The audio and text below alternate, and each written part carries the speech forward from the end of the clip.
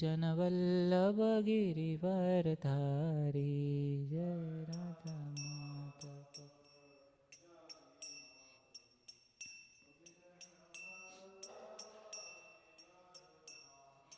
जय राधा माधव कुंज बिहारी गोपी जनवल्लभ गिरिवरधारी।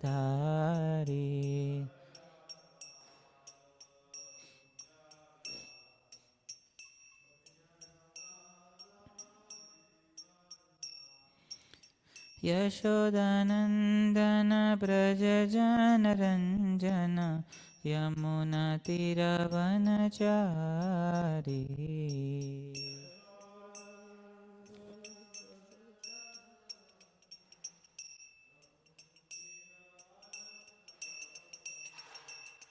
जय राधा माधव कुंज बिहारी गोपी जनवल्लभ गिरिवरधारी।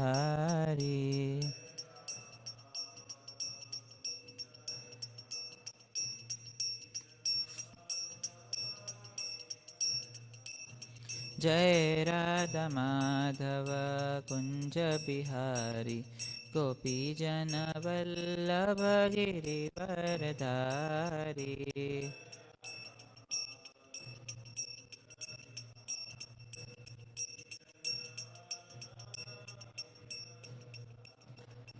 श्री हरिनाम संकीर्तन की जय। ओम नमो भगवते वासुदेवाय।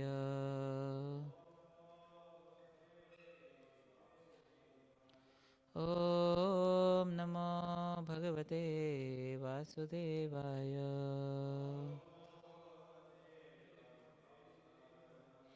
ओम नमो भगवते वासुदेवाय।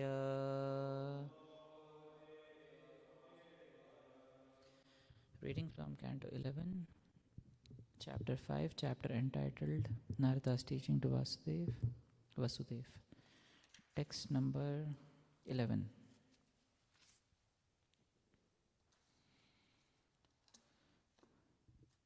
लोके व्ययायामिषमद्य सेवा नित्या हि जन्तुर्न हि तत्र चोदना व्यवस्थितिस्तेष्वविवाहयज्ञा सूराग्रहैरासु निवृत्त्यरिष्टा लोके व्ययायामिषमद्य सेवा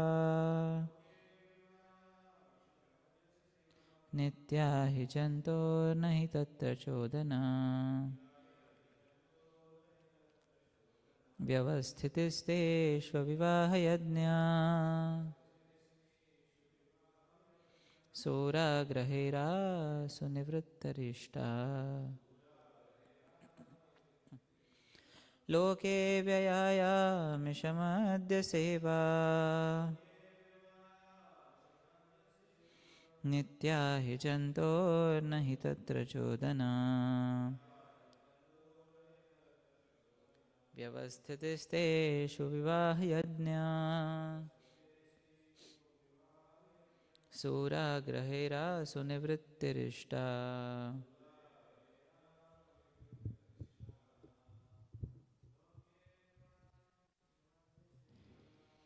के व्ययायामिषमद्य सेवा नित्या हि जन्तोर्न हि तत्र चोदना व्यवस्थितिस्तेषु विवाहयज्ञा सूराग्रहैरासु निवृत्तिरिष्टा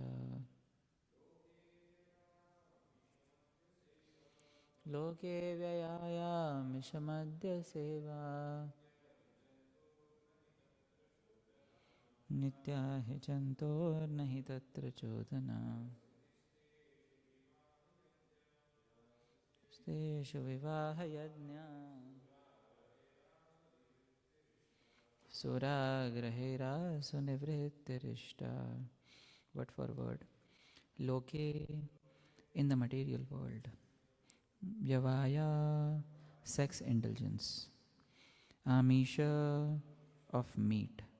Madhya, and liquor.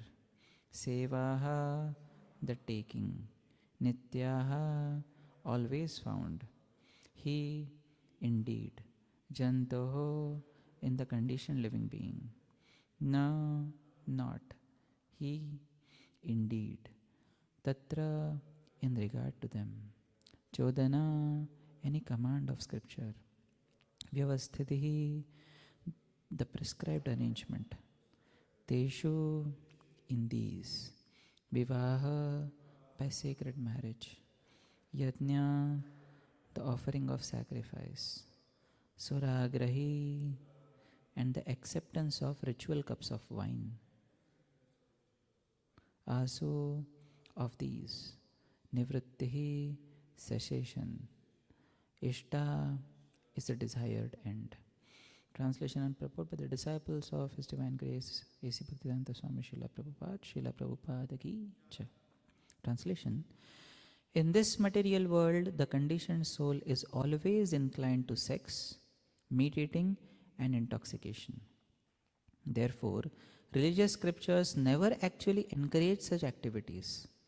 Although the scriptural injunctions provide for sex through sacred marriage, for meat eating through sacrificial offerings, and for intoxication through the acceptance of ritual cups of wine, such ceremonies are meant for the ultimate purpose of renunciation. Purport: those who are not situated in pure Krishna consciousness are always inclined toward material sense gratification in the form of illicit sex, meat eating, and intoxication. They simply desire a party life of eat, drink, and be merry. Such materialistic persons are unwilling to give up such temporary sense gratification because they are firmly bound up in the bodily concept of life. For such persons, there are numerous Vedic injunctions for rituals that bestow material sense pleasure in a regulated manner. The conditioned soul thereby becomes accustomed to indirectly worshipping the Supreme Lord by accepting the austerity of regulated sense gratification in obedience to the Vedic way of life. Through purification, the living entity gradually develops a higher taste and becomes directly attracted to the spiritual nature of the Lord. Sometimes, the fallen practitioners of the Karma Kanda section of the Vedas assert that material fruitive results of Vedic ceremonies should never be given up because they are prescribed by religious scriptures. For example, there is a Vedic injunction that in the proper season, a husband must approach his wife at night at least 5 days after her menstrual period, if the wife has properly bathed and cleansed herself. Thus, a responsible householder should engage in religious sex life. The injunction that one must approach his wife for sex life is explained by Vaishnava Acharya as follows. Within the material world, almost every man is very lusty and desires passionate sex life with every attractive woman he meets, or with any woman at all. Actually, for an ordinary materialistic man, it is an accomplishment if he can restrict himself to relationships with his lawfully wedded wife. But because familiarity breeds contempt, natural tendency is for the husband to gradually become envious or resentful of the wife and desire illicit connections with other women. Such a mentality is most sinful and abominable, and the Vedic scripture therefore orders that one must approach his actual wife with a desire to beget children and thus curtail the tendency toward illicit sexual connection with other women. Were there no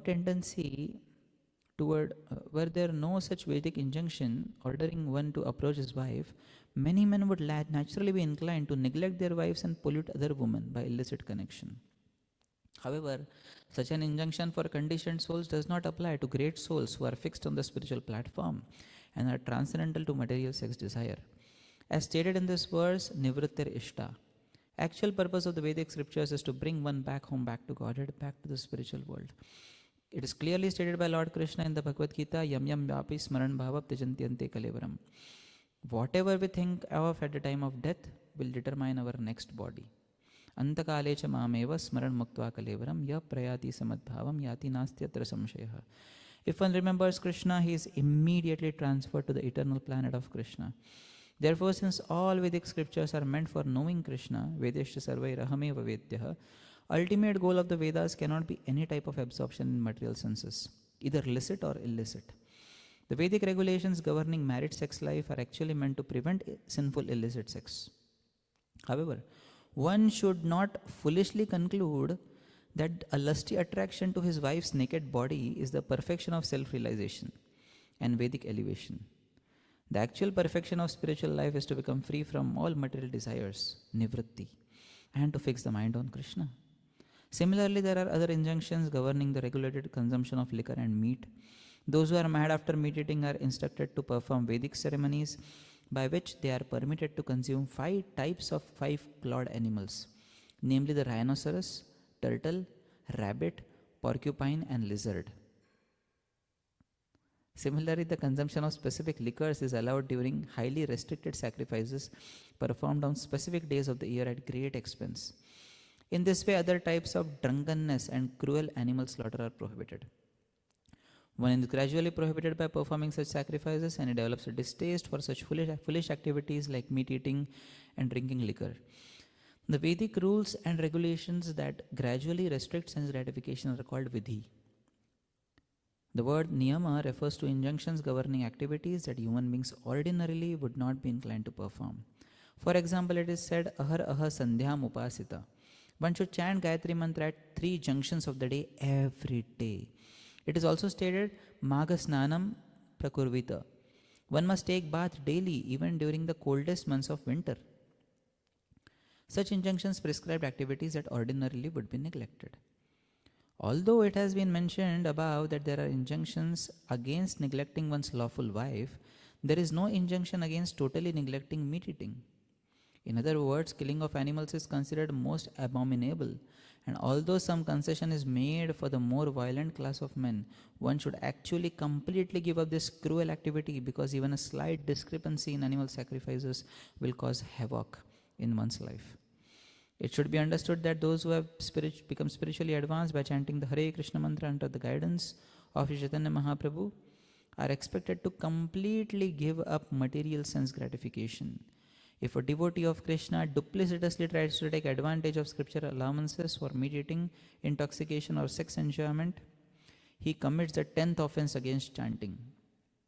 Especially if one has accepted the renounced order of life called Tridandi Sannyas, it is most abominable and reprehensible to become attracted to the Vedic injunctions prescribing regulated sex life for householders.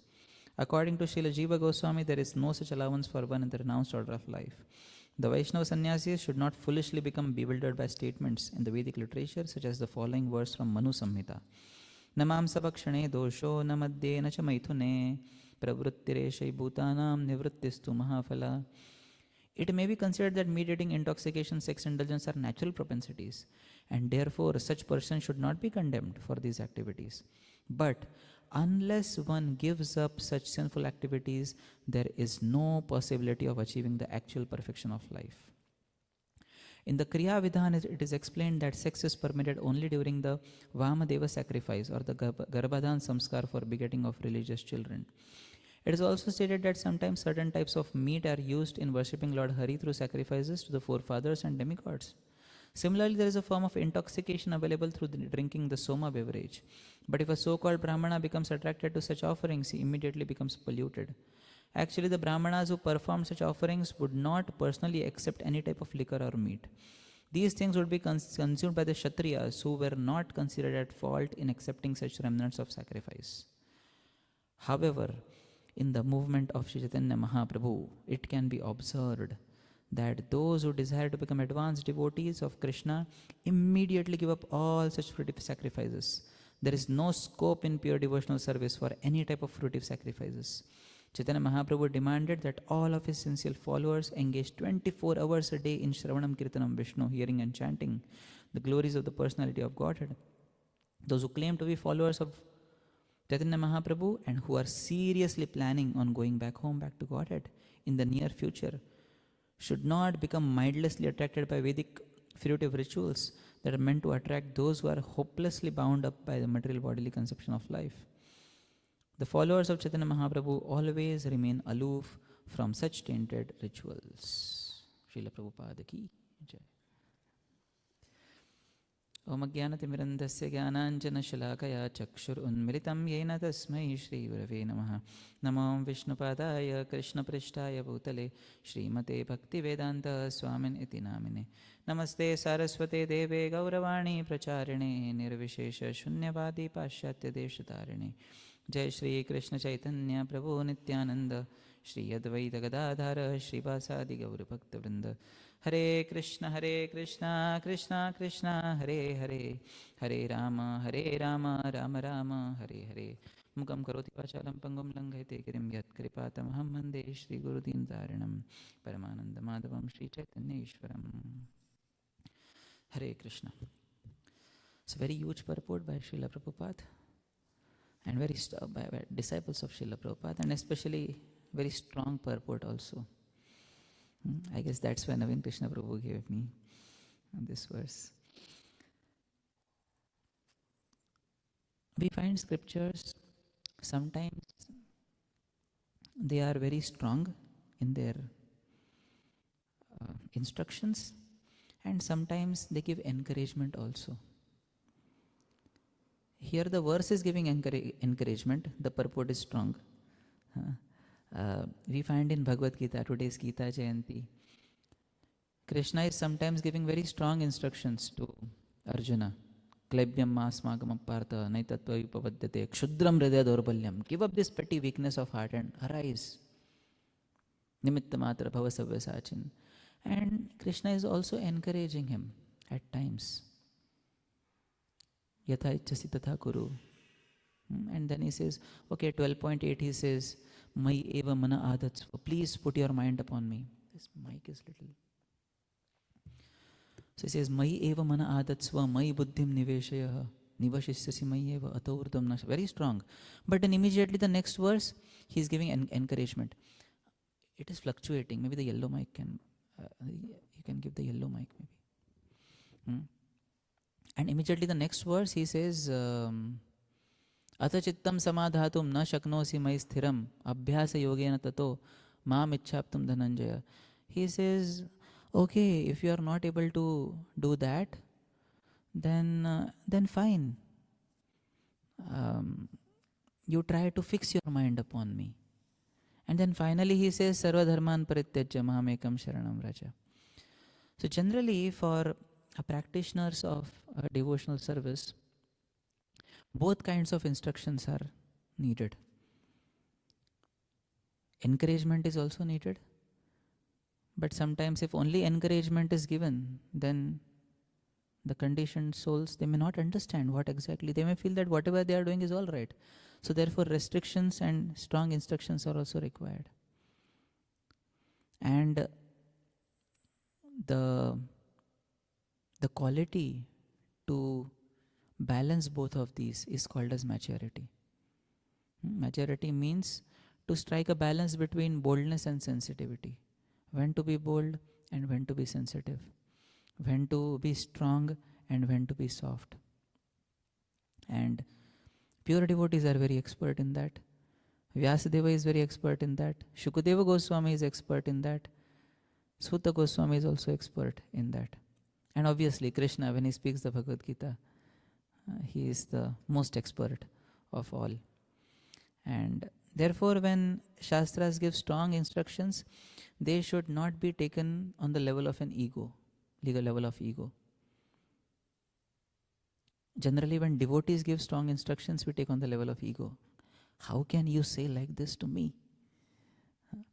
So Shastras do that job little because we are reading alone, and alone you read, oh, I was doing this, I should not do this.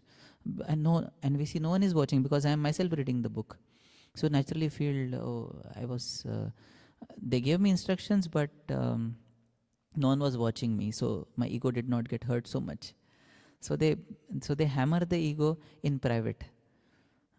Whereas devotees also do the same thing. And the goal of everyone is to help us attain the ultimate goal here as it is given, ultimate purpose of renunciation.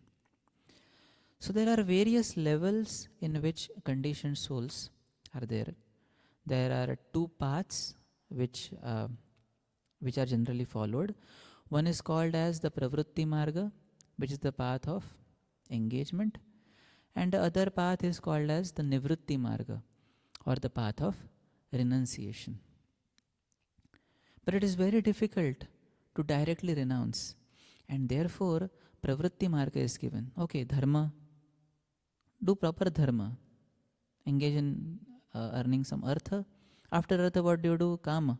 And that too in line with religious religious scriptures. Like for example, here it is given about sex life, here it is told about meat eating and even liquor. So in a religious manner. And then finally aim for moksha. Prabhupada writes one statement in Teachings of Queen Kunti.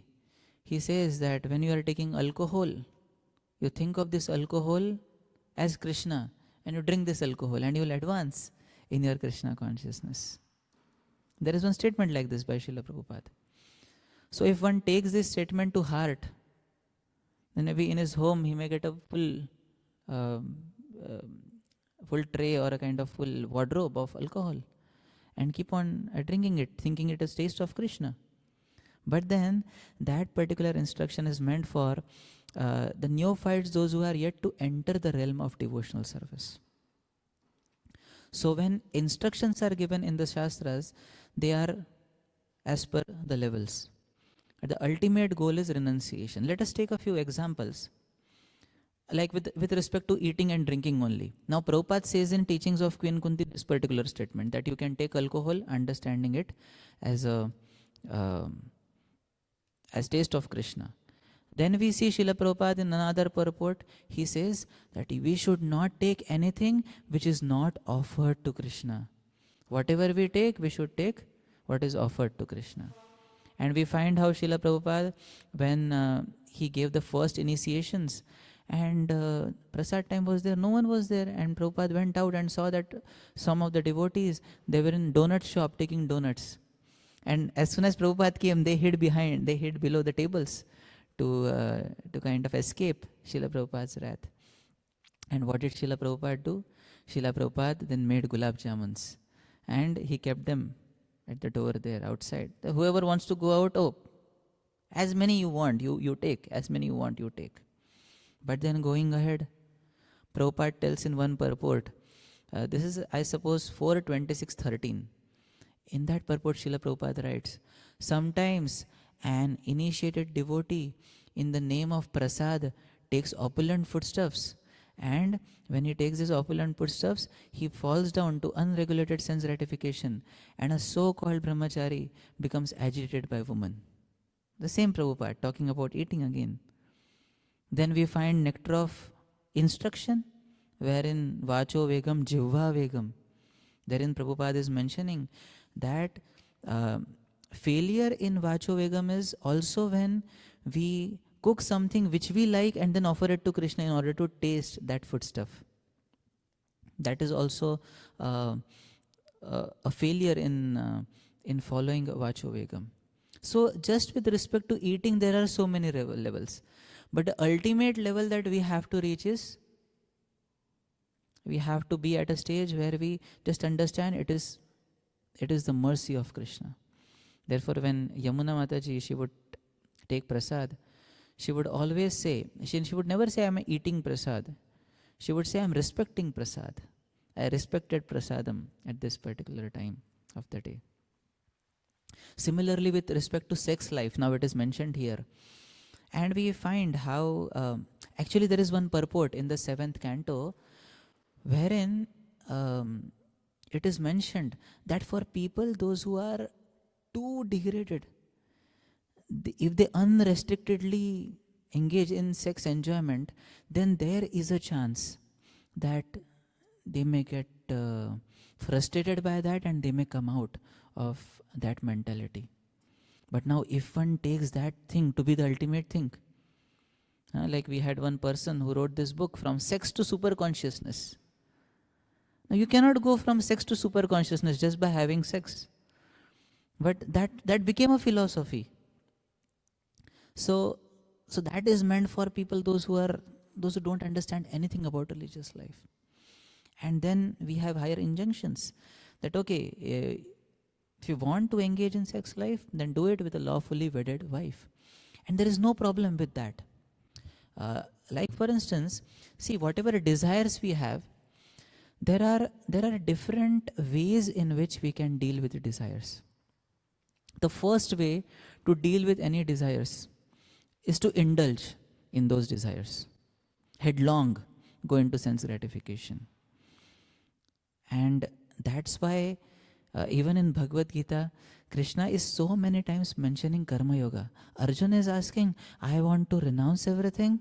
Krishna says, no, no, no, you cannot renounce. You practice Karma Yoga, engage your senses in regulated sense enjoyment. Because what will happen is, he says, if you directly go for Jnana, like Karma Yoga is here, Jnana Yoga is here. Below is animal life, like Karma Kanda is there, but again, below that is animal life. So he says, if you directly want to engage your intelligence, not doing any activity, if you leave those activities, but if your heart is not pure, then you will engage in sinful activities directly. From Jnana, you will fall down directly to Vikarma, directly to sense gratification, and illicit sense gratification. Better than that, better than doing that illicit sense gratification, do legitimate sense gratification. That is what is prescribed. So the first level is indulgence, which is not at all good. One another thing that we can do with the desires present in our heart is experience those desires. Like for instance, when Yayati, he got cursed from Shukracharya. Shukracharya cursed him that you become old, because he united with Sarmishta, and Devyani complained to her father. So Yayati said to Shukracharya, oh my dear father-in-law, my sex desire is not yet complete with your daughter. So your daughter also will not be able to enjoy. So then Shukracharya realized, oh, I was not knowing this. I also inhibited the sense enjoyment of my daughter. So I said, okay, fine, I cannot reverse the curse, but then you can exchange your old age for somebody's youth. And then the first child, who was the first child of Yati Maharaj? What was his name? His name was Yadu. So this Yadu, when he was asked by his father, he said, no, my dear father, I cannot exchange your old age and exchange my youth in exchange of your old age. I cannot do that. Because I want to religiously perform my life, I have to religiously live so that ultimately I get renounced in my life. And Yadu's deference to his father's order is not considered to be a kind of a blemish on his character. Because Yadu did it just so that he experiences the desire lawfully, and ultimately he also knew that Krishna is going to come in the same dynasty. Krishna was going to appear in the dynasty of Yadu. So Yadu, he experienced that desire. Now if a brahmachari, he wants to experience the desire for sex life, that is not possible in brahmachari ashram. So if he wants to experience that desire, then he should get married. But if he is just contemplating about it, then what may happen is he may go to illicit sex life, which is worse than legitimate sex life. And therefore, for some desires, for some people, it is necessary for them to experience those. But ultimate conclusion for both brahmacharya and grahastha with regard to sex life is to come at a stage wherein we understand there is nothing in it. And how a brahmachari understands? A brahmachari understands through hearing, through others' experience.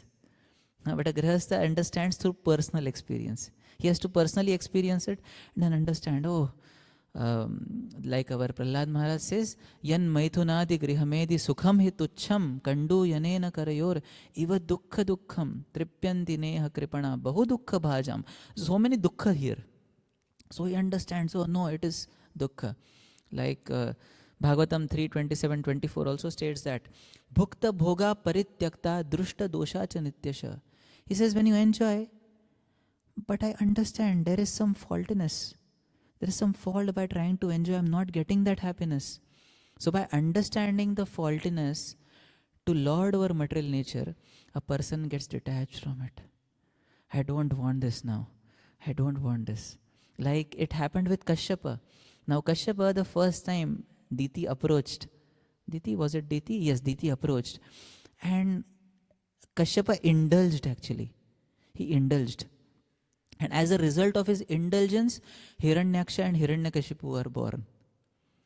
So we should always be careful with indulgence, because the results of indulgence may not be good always. It gave birth to two demons which not only caused problems to their father, but caused problems in the whole world, to all devotees also. So sometimes when we indulge, it may not only lead to problems in our life, but problems in the life of other Vaishnavas as well. Therefore, when a person who has practiced Krishna consciousness for a long period of time, and if he or she falls down for some particular reason, then it creates bad vibes all throughout for the entire devotee community. So Kashyapa, he indulged for the first time, but then he understood, oh my God, that was a mistake what I did. The next time again Diti approached him, and then Kashyapa asked, now what happened? Oh, I want to kill Indra. She wanted to kill Indra. First of all, she got envious because her co-wife Aditi, she had got sons, and the next time Diti said, oh, these two kids, they were killed by Vishnu. But generally what happens is, the temple president is there, and below the temple president, if there is a temple commander, for example. So temple president may give some order, but ultimately temple commander fulfills it. So if the blame has to go, it goes to the temple commander. And therefore, Diti did not blame Vishnu. Diti blamed Indra. Indra has killed them. Although Vishnu had killed, but Indra must have complained to Vishnu, and then therefore Vishnu came and he killed. So Diti wanted to kill Indra. Diti, not Diti. And then Kashyapa, she approached Kashyapa again. But this time Kashyapa became intelligent. He had experienced and he learned from his experience. And what he said? He said, Diti, okay, fine, you want to do that?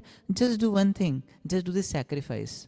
And then we have that Pumsavana Payavrata sacrifice, wherein Diti performs that sacrifice.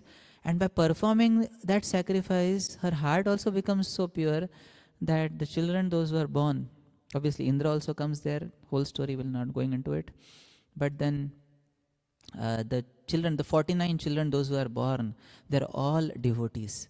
They become friends of Indra rather than becoming enemies of Indra.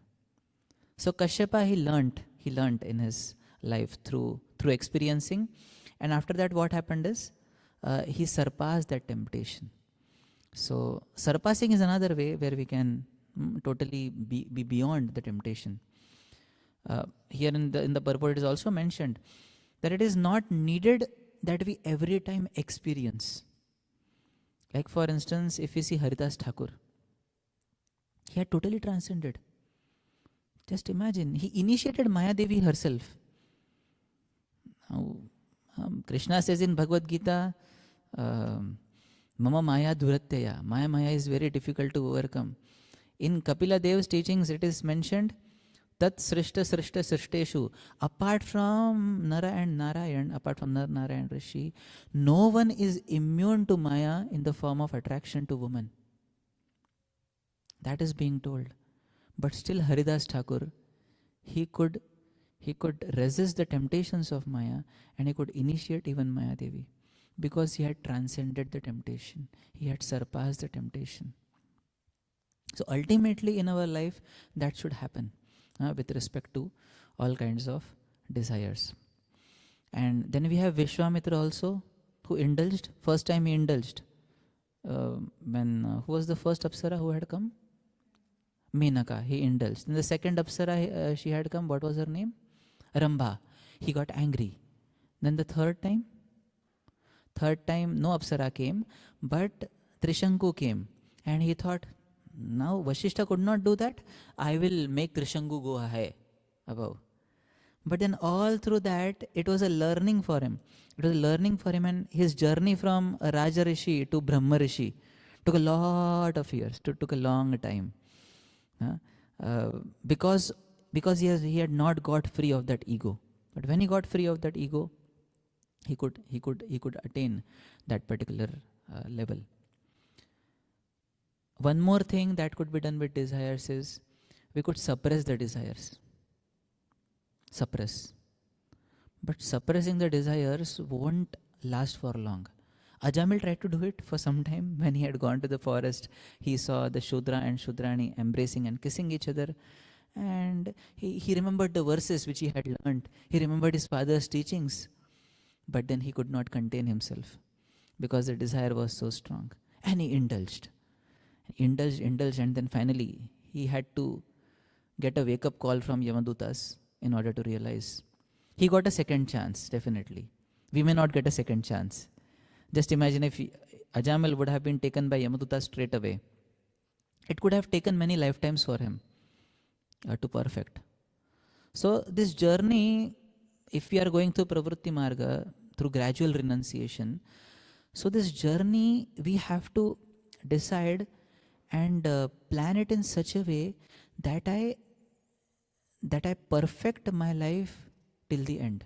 Obviously, we don't know how much time we have, but then considering 50, 60 years, we have to understand. I have to complete my journey in this life. And at the end, just like Srila Prabhupada was asked at the end of his life, what is your desire, Srila Prabhupada? And Prabhupada said, Kuch ichha nahi.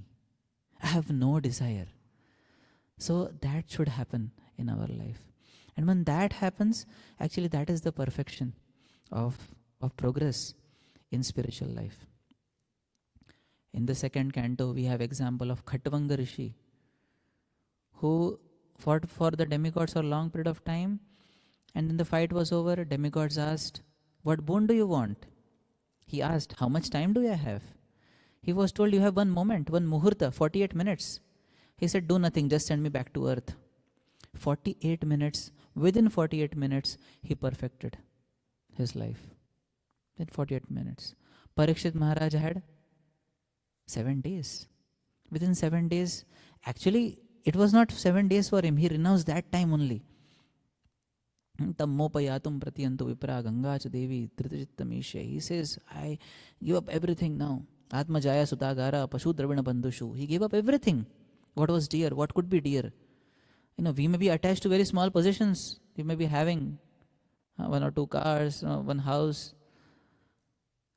Parikshit Maharaj had an entire empire, such vast treasury, beautiful queens.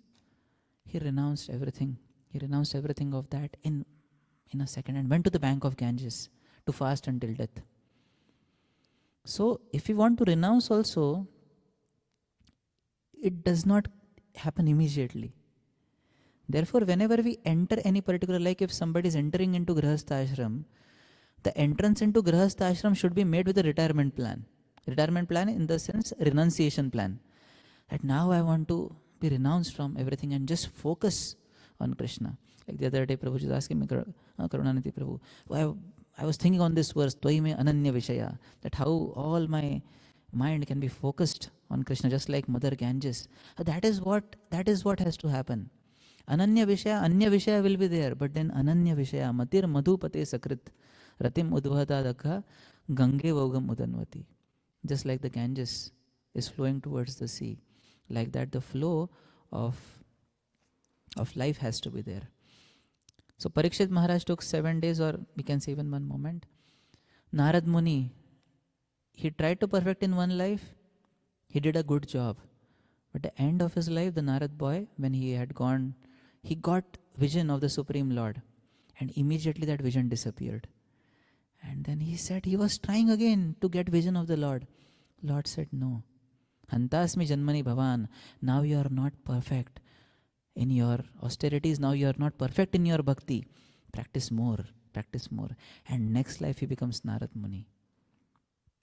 So he also lived his life in such a way that ultimately he gets renounced from everything in this world.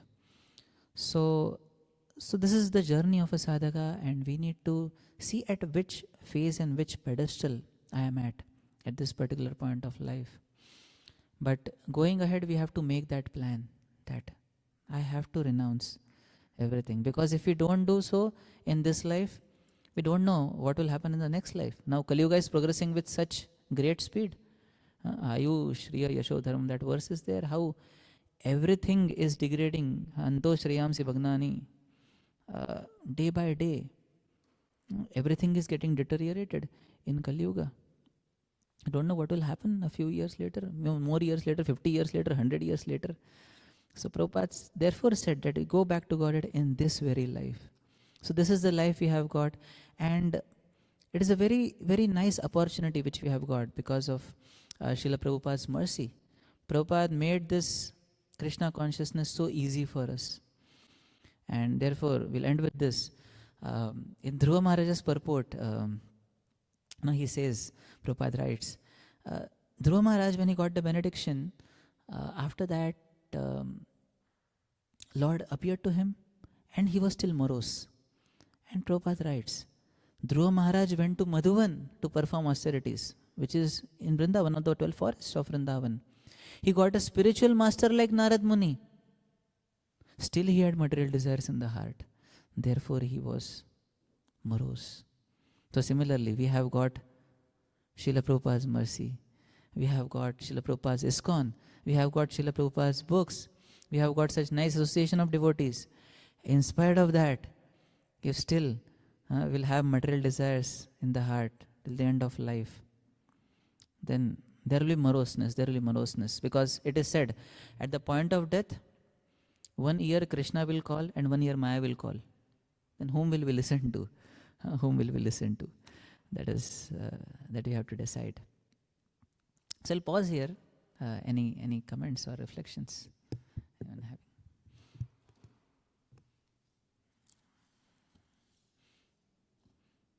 Hare Krishna.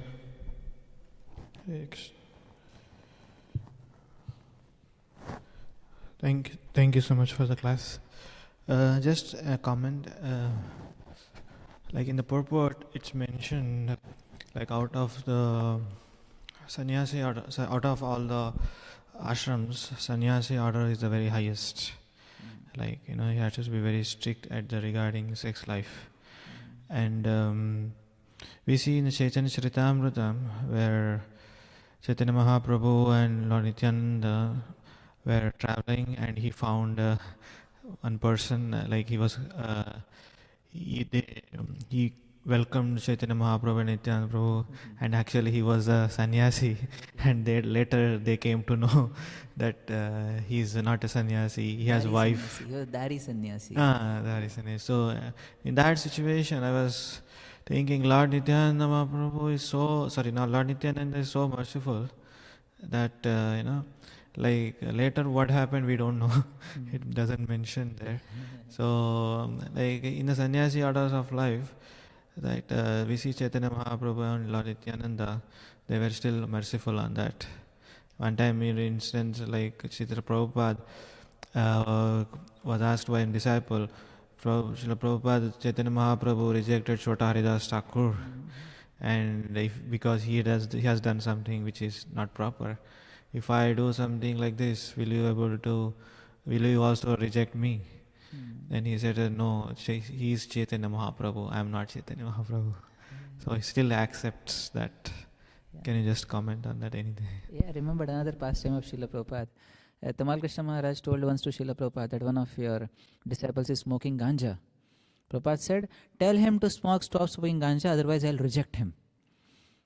Tell him to stop smoking, taking ganja, otherwise I will reject him. So then Tamal Krishna Maharaj asked Prabhupada, will you really reject him? Prabhupada said, I cannot reject anyone. Lord Nityananda's mercy has no limits. So actually, yes, we have got this wonderful opportunity by the grace of Srila Prabhupada, who said, I have come here on, our movement is not new, it is started by Chaitanya Mahaprabhu. He is the founder Acharya of our movement. So a lot of mercy is there, definitely, a lot of forgiveness is there. One definition of love which I have heard, it always excites me to hear this definition again and again. It says love means everlasting forgiveness. Everlasting forgiveness. And that is why we are here today. We are ourselves a product of forgiveness, and we are forgiven day in and day out. Just imagine if we are judged by the thoughts of our mind. What will happen? So we are being forgiven, and that's why we are able to do whatever contributions we are. And devotees are also encouraging us at different times. So with regard to the steadiness also, one thing happens, like we are talking about gradual ways. So in our practice of sadhana bhakti, these levels also manifest. The first level of consistency which we should attain is we should be consistent at the bodily level, waking up in the morning, sleeping at night, at the bodily level, maybe taking a regulated amount of prasad. So that is the first level. Second level is consistency at the level of words, not speaking any prajalpa, not speaking anything which is not Krishna conscious. This is the next level. And even higher than that is consistency at the level of mind, or nishtha at the level of mind, which is even more difficult because mind is always jumping around to different thoughts. So a sadhaka also has to see whether I am trying to go through these levels. Where am I consistent? Am I at least consistent on the bodily level and trying to be consistent at my level of words? And then ultimate goal is man mana, because Prabhupada also writes here, Prabhupada disciples are writing in the purport many times, fixing the mind on Krishna. So that is the ultimate. And yes, we will be forgiven many times, but then ultimately it depends upon us to attain perfection. Some thoughts.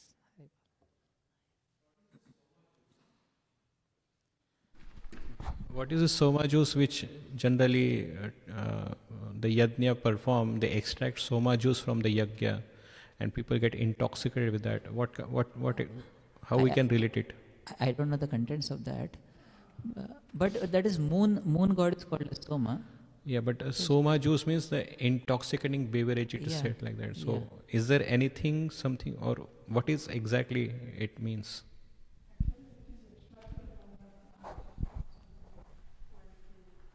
Like it is extracted from a plant, like rubber, they also get from the plant.